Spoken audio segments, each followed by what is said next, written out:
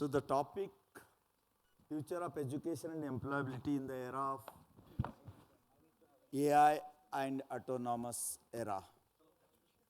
So in India, all of you know that Government of India has come out with the National Education Policy 2020, which is a transformation in true sense in entire higher education as well as primary and secondary education in India.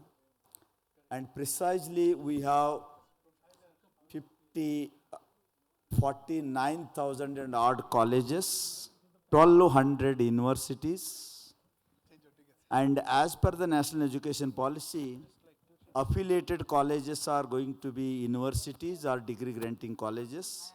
So going forward, in coming 5 to 10 years, there are going to be more than 50,000 universities or degree granting colleges, and affiliated colleges are going to disappear. For example, Mumbai University has 850 colleges.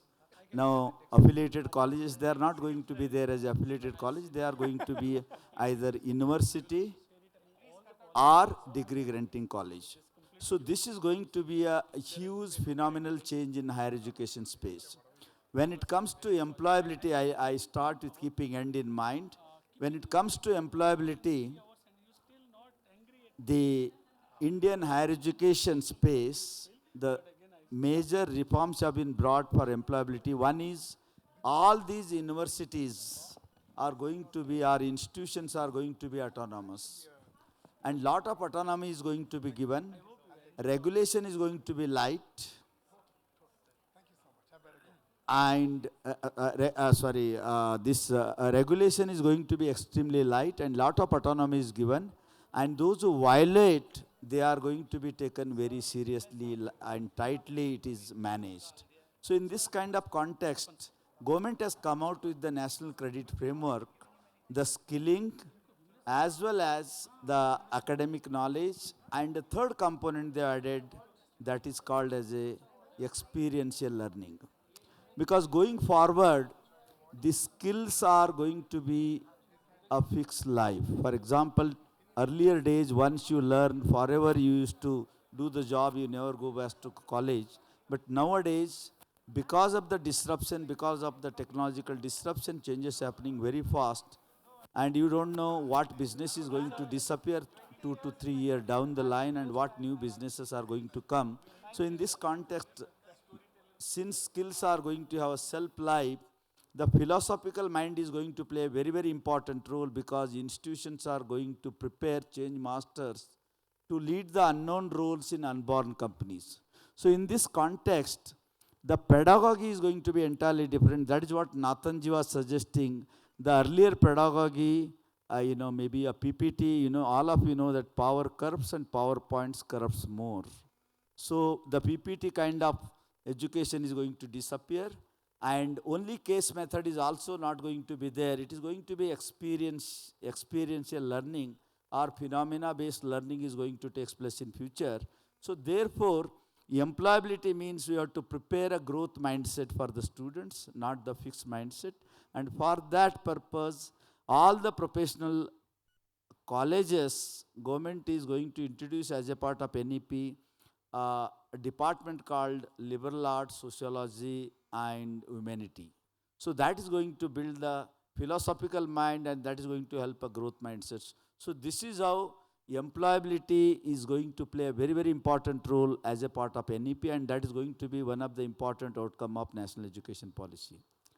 And all of you know that in India today, all the premier institutions, whether IIMs, IITs, or some of the premier NITs and few central universities, employment is not at all an issue, because the kind of pedagogy, kind of rigor, that automatically taken care. But in other places, as a part of NEP, that is going to come.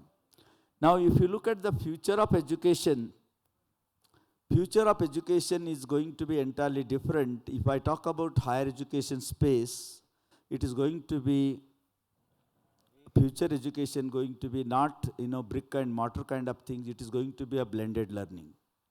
So it is high tech and high touch kind of universities are going to come. We call them as a smart universities. Future belongs to smart universities, and high tech kind of universities. Lot of digital design and digital delivery is going to take place in future. So that is a kind of university, probably some of the universities you can't see, but that is going to deliver best of the best education.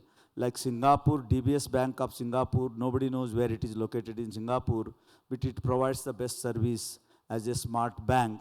So universities are also going to be like that. So this is a kind of new future for higher education space.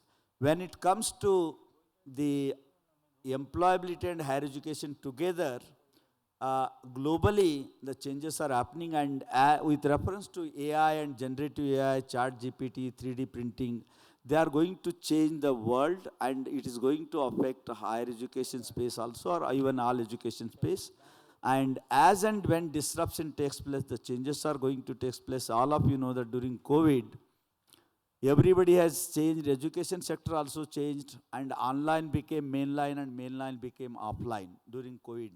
So these are the changes, they keep on happening. And when it comes to AI and generative AI, they are going to create unemployment. I think that is not true.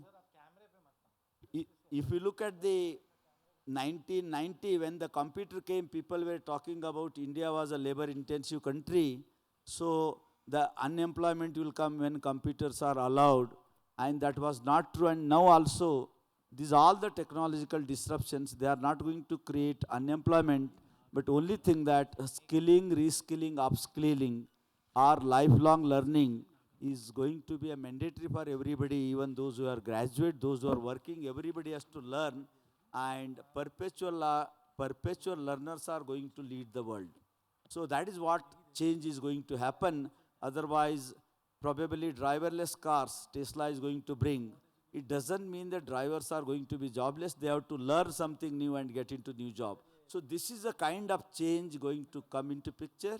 You keep on changing the job. Somebody has predicted in lifetime people are going to change around 16 to 20 times job in a lifespan of 70 to 80 years. So these are the changes keep on coming, and as and time changes, everybody keep on changing and they keep on adjusting. And what you predict today, that is not going to be tomorrow, because what we thought 15 years back impossible, today it is possible, and today what we think impossible, that is going to be possible few years down the line. So this is the kind of world we are going to live in. Thank you very much. I have to catch the flight, and thank the Chinmaya for giving the time and speaking to you. Thank you very much.